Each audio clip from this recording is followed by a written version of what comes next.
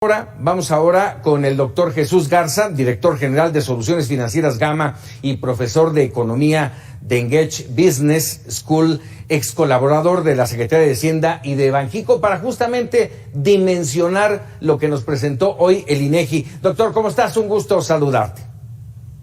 Gracias y muchas gracias por la invitación. Buenas noches. A ver, damas de entrada, ese 90% que cayó el ingreso de los hogares mexicanos, ¿cómo impacta? ¿Cómo traducirlo?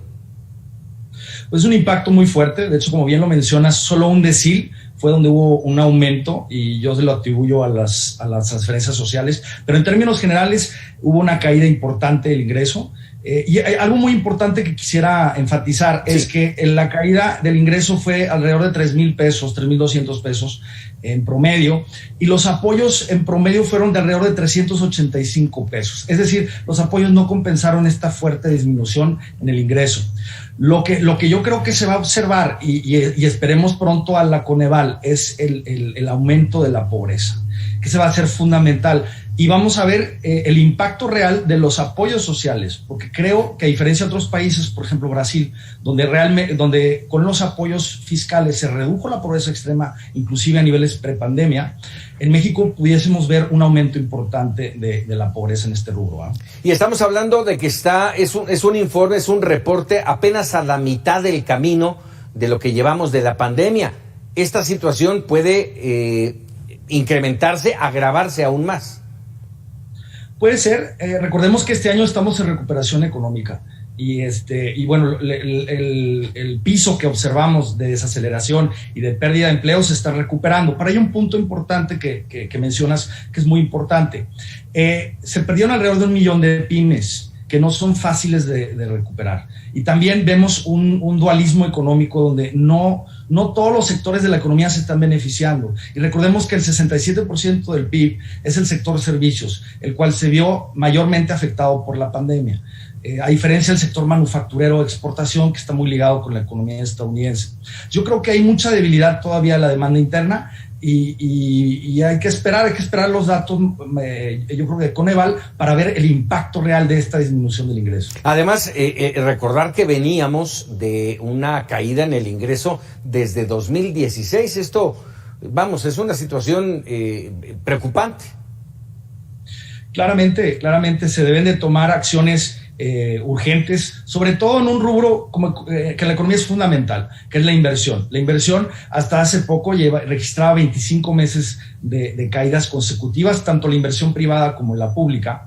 Y bueno, se deben de incentivar a que empresas inviertan en el país, lleguen inversión extranjera, que es un componente fundamental para detonar el crecimiento a largo plazo. Y otro punto que me gustaría añadir: todo el crecimiento que estamos observando en México este año viene de Estados Unidos y por 3 componentes fundamentales. Uno es la recuperación del sector industrial, que obviamente está muy ligado con el sector exportador manufacturero nacional. Segundo, las remesas, que tienen un multiplicador importante en la economía nacional. De hecho, si te fijas en el ENIG, las zonas rurales hubo un aumento de los ingresos cuando en las zonas urbanas no lo hubo. Esto probablemente está muy relacionado con el impacto de las remesas y el sector primario que continuó creciendo, que es el sector alimentario.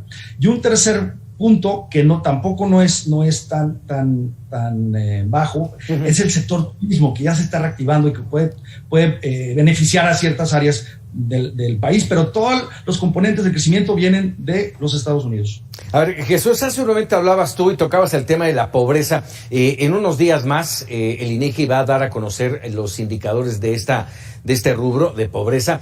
Estaríamos hablando de que va a crecer este lamentable lastre que es el de la pobreza en México. Así es, según estimaciones, alrededor de 8 a 10 millones de nuevos pobres habrá en el país, y esto debido al resultado de la pandemia y también al pobre impacto de los apoyos sociales. Recordemos que a diferencia de otros países, el año pasado no se aplicaron políticas contracíclicas, que es decir, cuando una economía está cayendo, normalmente el gasto de gobierno a través de una política fiscal expansiva mitiga un poco el impacto adverso de esta contracción. En México no hubo tal política y obviamente se va a ver reflejado, yo creo, y ya el ENIC nos da un anticipo de esto, de una disminución del ingreso y probablemente un aumento en el nivel de pobreza.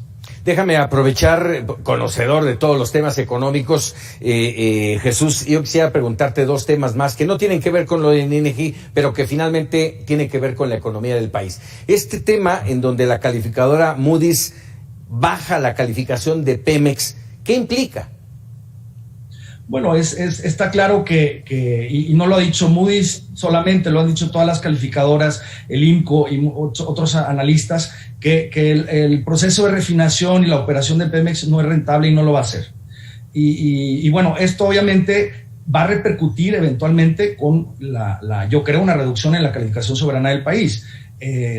Yo creo que las calificadoras están esperando a que Ramírez de la O presente la reforma fiscal, porque está claro en el comunicado que acaba de sacar Pemex el día de hoy, que ellos argumentan que el gobierno federal hará lo posible para inyectar recursos a Pemex. Pero veremos si el gobierno tendrá la capacidad de aumentar sus ingresos, porque después de la pandemia, y recordemos todos los fondos que se habían dejado de la administración anterior, gran parte se utilizaron para compensar caídas en el ingreso. Entonces, veremos de qué se trata la reforma fiscal, porque si no convence a los mercados y gran parte de estos recursos se van a ir a Pemex, pues pudiese contaminar Pemex a la nota soberana, ¿no? Interesante será esperar esta decisión que tome el secretario de Hacienda en el entorno de Pemex. Sabemos, hasta donde entendemos, que él no está muy de acuerdo en meterle dinero bueno al malo. Vamos a ver qué es lo que decide. Déjame preguntarte una última. Está en este momento en suspenso el tema del outsourcing, que ya está avalado, que está propuesto para que entre en vigor a partir del 1 de agosto, pero bueno, hay no necesariamente una petición de los empresarios, de los patrones a mover a cambiar la reforma, pero sí a prorrogar su entrada en vigor. Si esto no se da, si esto se sigue marcando con el 1 de agosto, ¿qué representa? Bueno, claramente va a haber un impacto en la formalidad. Ya hemos visto una migración de ciertos procesos productivos hacia la informalidad, que de por sí ya es alta. Recordemos que más del 55% de la población está en la informalidad, es decir, más de la mitad. Y estas leyes no van a contribuir a que se consolide la formalización del empleo, que es fundamental para el crecimiento, para la productividad y para mejores salarios, ¿no? Claro que sí. Jesús Garza, doctor, te agradezco muchísimo estos minutos. Gracias a ti y buenas noches. Muy buenas noches.